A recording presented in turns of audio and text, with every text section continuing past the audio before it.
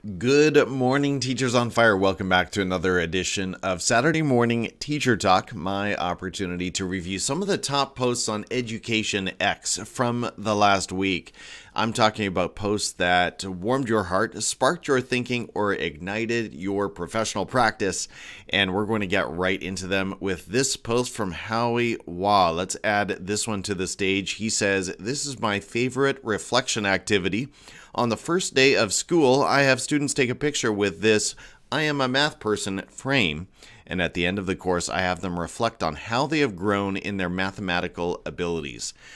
Read this reflection, and it really is a tearjerker, as his emoji indicates. I won't read all of it. We've got a picture of a student here with the face covered for privacy reasons. Well done, sir. But I will read this last quote. He says, or she says, "If you had asked me a few months ago if I was a math person, I would have answered nope, but I am proud to say that this answer has forever changed thanks to Howie and my friends in Math 100 this semester."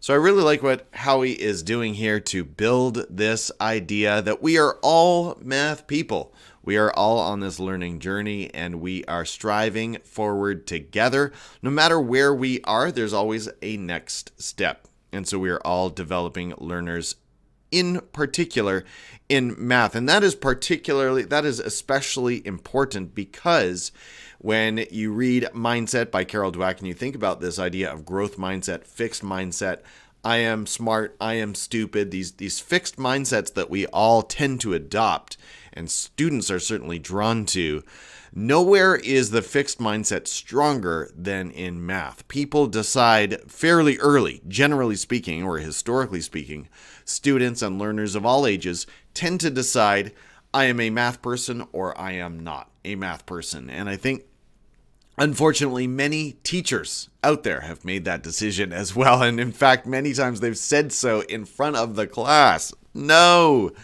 So I really like what Howie is doing. Once again, we are all math people. I'll just put his comment up here on the screen again, starting off the course with, I am a math person. Great stuff. Moving over to Natalie Vardabasso. She can be found at Natabasso on X. She says, a reminder about our true north of grading reform: accuracy and confidence. Embrace the mantra, accurate grades, confident learners. And that, my friends, is the essence. That is the power. That is the purpose and the reason behind what we're trying to do around assessment. We're trying to strip away all of the extras that have nothing to do with learning. Attitude and effort, friends, should not be reflected in the grade because they do not reflect learning. And so that's what she means, I believe. I'm going to take some liberties here and try to speak for her. Natalie, you correct me if I have this wrong, but that's what she's getting at with accuracy. When I receive a grade and I can be sure of what that grade means, now I have accuracy, now I am empowered, now I can take my next step as a learner. Melissa D. at Dean of Math says, if the assessment doesn't inform your teaching practice or inform your students' learning, there's no point in giving it. I said it. That is a powerful statement. Maybe I'll say it one more time. Listen carefully. If the assessment, okay, let me try that again. If the assessment doesn't inform your teaching practice or inform your students' learning, there's no point in giving it. I said it. And so she's getting at this point that assessment should be supporting the next step of learning, wherever that learner might be. And so we have to ask ourselves, are we giving some tests or exams that really don't inform our practice or inform student learning? Maybe they need to be reevaluated. That's a fair question to ask. I know it's a big one in some contexts, maybe a scary one, but hopefully all of the information we find from student assessments is being put to use, either by the instructor or the learner or both. Hopefully both. Lynnette Earle at MS Lynnette EDU. She's coming up here in the next segment right here on the Teachers on Fire podcast. She writes, funny how when you take time to get to know students and talk to them about their needs, the IEP is just extra validating info. Students are not just documents, they are humans. I like this point because, yes, our IEPs and all of the psychoeducational assessments that we receive and review give us plenty of sorry, folks, I'm replaying. I should have said psych educate. I want to say that carefully. Anyway, forgive me. But anyway, you get the point that I'm trying to make. All of the documents in the IEP package are valuable. They are helpful, and they give us plenty of good information. But there's nothing quite like getting to know our students themselves, like working with them every day, talking with them, asking them reflective questions, getting to know their strengths and weaknesses, learning what, in some cases, triggers them, what calms them, helping them regulate, helping them focus, helping them take their next step, whatever that looks like. That's where we really do the learning. And so if we've done all of that, if we've taken those correct steps as a teacher, the IEP just adds onto that information. It's just, as she says, confirming. Chey Cheney at Mr. C. Cheney says, as a middle school teacher, I've made sure I've modeled and demonstrated how to use AI to support output and support learning. I'm not sure if it's working, but I am sure I am being purposeful, transparent, and open about its realities. I hope in the long run it will be useful. I think this is an important post because it captures where so many teachers are right now. And I like how Chey says, vulnerably, he says, I'm not sure it's working. I hope. I mean, you just hear some humble language here. And I think that's really the posture that we want to adopt as educators as we continue to move forward in the AI space. We're trying to show our students that AI tools can support their learning. They can help them. They're not here to do the learning and the thinking for students. That's one distinction that we are all trying to make. And I just appreciate the spirit, Chey, of what you've written here, that you're trying to do the right things. You're modeling, you're demonstrating. Not sure if it's working, but you're trying to be purposeful, transparent along the journey. So good. And then finally, in the area of technology, we've got Kyle Niemis. He is from the company called Quizizz.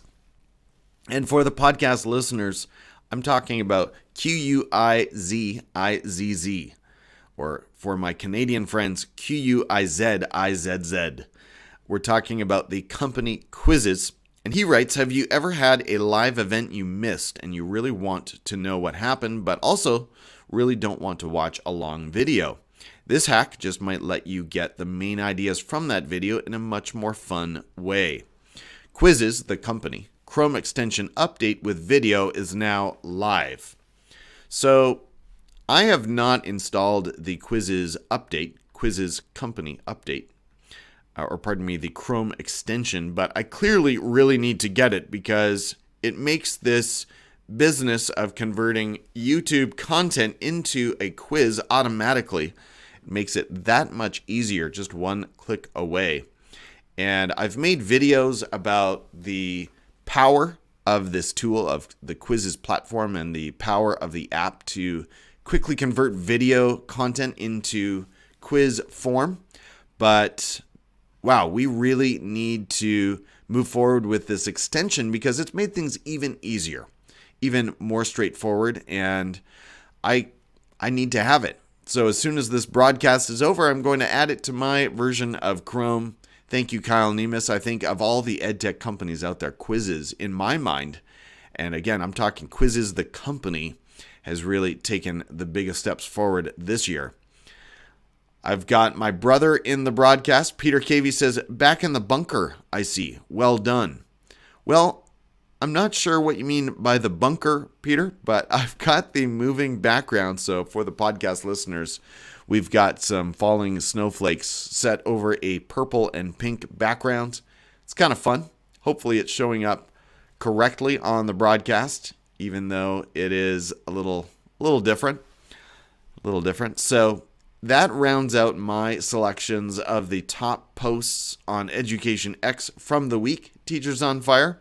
I hope you gained some value there. Again, I'm going to be going live here in a few minutes with Lynnette Earle, a BC educator. We're going to be talking UDL, ADST, and assessment, a whole lot of other juicy things as well. So be sure to join me for that if you are able. And to the podcast listeners, let me just give you a heads up on my holiday schedule. So my last publishing date of the year, or last recorded shows, will be next week, December 16th. After that, I am going on an extended Christmas holiday from content creation here at Teachers on Fire. So, number one, thank you so much for faithfully joining me and supporting my work. And number two, I will see you back here at Teachers on Fire on Saturday, January the 13th. That's when I will make my reappearance, and things may look a little different.